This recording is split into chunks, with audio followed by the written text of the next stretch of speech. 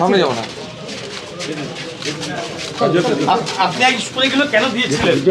বৈধ ভোটার যতক্ষণ না লিস্টে উঠবে ততক্ষণ আন্দোলন জারি থাকবে।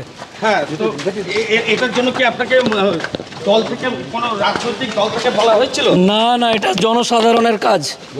তাহলে আপনি এই ধরনের উস্কানিগুলো কেন? কোনো উস্কানিমূলক বক্তব্য নেই।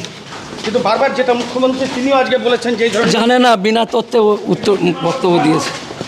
বৈধ ভোটার যতক্ষণ না লিস্ট হবে আন্দোলন চলবে। তাই বলে আপনি বিচারকদের গোটা রাত এইভাবে আটকে রাখতে ইন্ধন কোনো দেবেন? প্রমাণ যদি দেখাতে পারে তা বলবেন।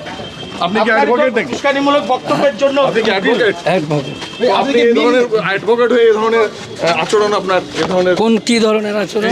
এই যে আপনি বৈধ ভোটার লিস্ট, বৈধ নাগরিকের লিস্টে যতক্ষণ না চলবে আন্দোলন চলবে গণতান্ত্রিক পদ্ধতিতে। উস্কানি দিয়েছেন চাইলে না না না না, কোনো দলের সাথে আমি না, না না কোনো রাজনৈতিক। আপনি ভোটে দাঁড়িয়েছিলেন। তারপর থেকে আমি রিজাইন করেছি। আপনি